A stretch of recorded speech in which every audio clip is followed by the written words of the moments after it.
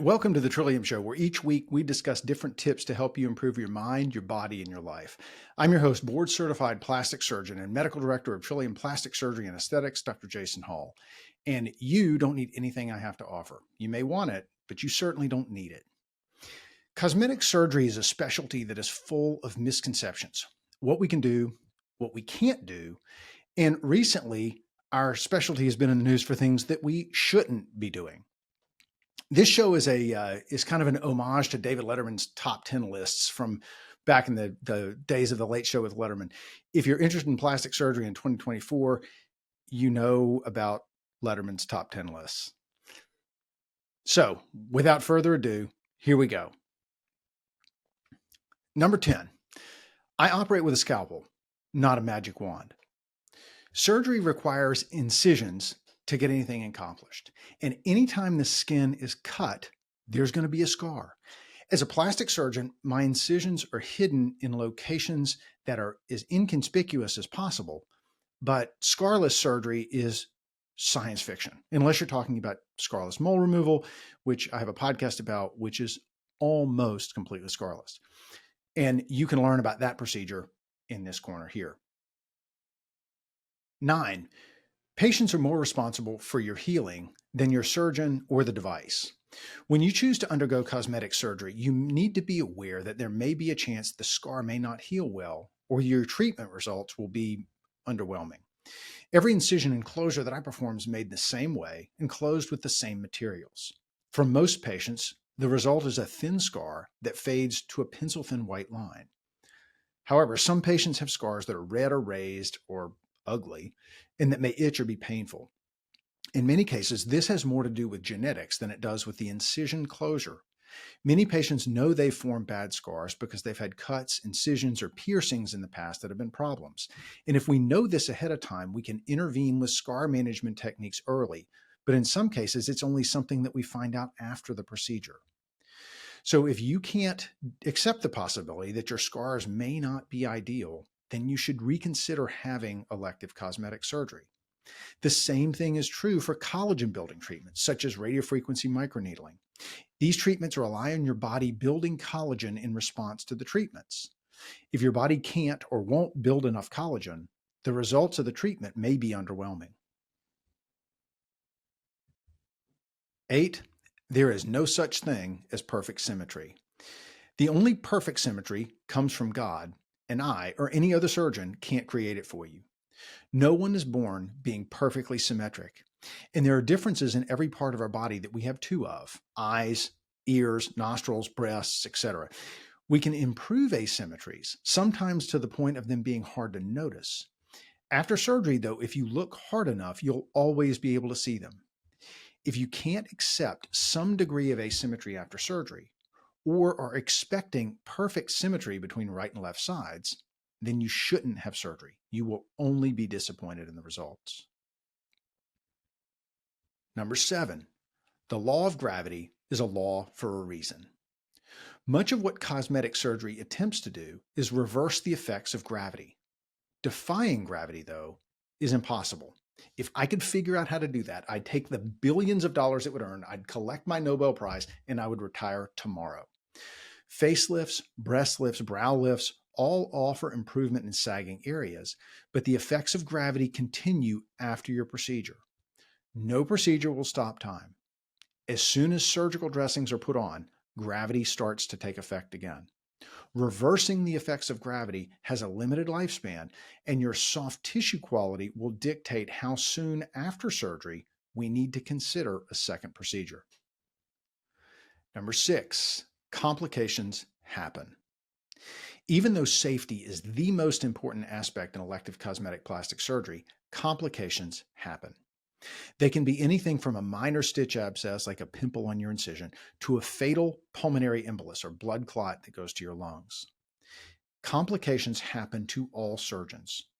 Any surgeon who tells you that they don't have complications either hasn't been in practice very long or is intentionally lying to you. So if you can't accept the risk that problems can and do happen, then surgery isn't a good idea. Number 5, we are not like Burger King. While my aim is to get the absolute best possible result for you, there are limits to what I can or should do. Some people are not candidates for the surgery that they want. Some people are not candidates for surgery at all. And some people simply aren't candidates for surgery with me. If I don't think that I can get you a good result with a safe procedure, I can't operate on you. If I don't think you have reasonable expectations regarding potential results, I can't operate on you. If you're mean, degrading, or otherwise ugly to my office staff, I won't operate on you. This is important because of my previous point about the complications. If you have a complication, you will have to be able to handle it, and we will have to work together to get it resolved. And if I don't think that we'll be able to work together in the event of a complication, then we can't work together and I can't accept you as a patient. And if you don't think you could get along with me and my staff for a few days a week for a while, then you really should look for another surgeon. This is about teamwork and it's about relationships. Number 4, if you want a push-up bra look, you need to wear a push-up bra. Your breast has a place on your chest that God put it. That is where it is supposed to be. I can lift your breast as high as you want it lifted, but it will return to its God-given place on your chest with time. During your consultation, we'll discuss what your breast footprint is, and that is not something that any surgeon can change. Many women who undergo breast lifts and or breast augmentations go without bras and look and feel great. But there is a look that only push-up bras can give. We can fight gravity, but we can't defy it. See the point that I just made above. If you want your breasts to look like they're in a push-up bra, you need to wear a push-up bra. Number 3, a facelift will not get rid of wrinkles. A facelift is an operation that reverses the effect of aging and fights gravity. Again, refer back to that point about gravity earlier. We can demonstrate this by putting traction on the skin, which reshapes the face, but also flattens and smooths the skin and removes the wrinkles. Doing that. Wrinkles may slightly improve with a facelift.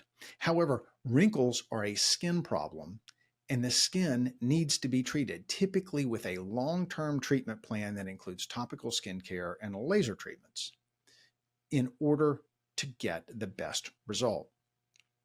If all you want to do is eliminate wrinkles, a facelift is the wrong operation. Let's spend some time talking about medical grade skincare and lasers instead. Number 2, there is no 10-year rule for breast implants. When you decide to get breast implants, you are virtually guaranteed at least one more breast surgery in your lifetime. Implant manufacturers typically warranty their implants at 10 years, but the implants will last much longer than that, especially these newer gummy bear silicone implants. At 10 years, though, enough time has passed that hormonal changes, weight changes, and gravity has changed your breast enough that you're going to want your implants changed and or your breast lifted. However, there is no rule out there that says you have to have your implants at 10 years. And number 1, cosmetic surgery will not suddenly change your life. What I do is totally unnecessary. If you're experiencing problems at work or having trouble in your love life, don't expect surgery to change any of that. It will probably end up making those problems worse, and you'll end up very disappointed in yourself and your result. Cosmetic surgery won't fix problems in any area in your life other than the area we're operating on. It can, and usually does, improve your self-confidence, much like wearing an outfit you feel that flatters you or getting a great haircut does. But other than that, everything after surgery will be exactly as it was before. So I hope this helps to dispel some myths about cosmetic plastic surgery. And if you have any questions or comments, please let me know in the comments below. As always, thanks for listening. If you enjoy the show, please leave a review down below or on Apple Podcast. This helps other people find the show. If you've got an idea you would like to see made into a show or have a question you want answered, send me an email, media@drjasonhall.com, or drop me a DM on Instagram or X at Dr. Jason Hall. You can also leave a voicemail and anonymously be featured on the show by going to the link to my Linktree bio on Instagram. Thanks, and we'll see you next week.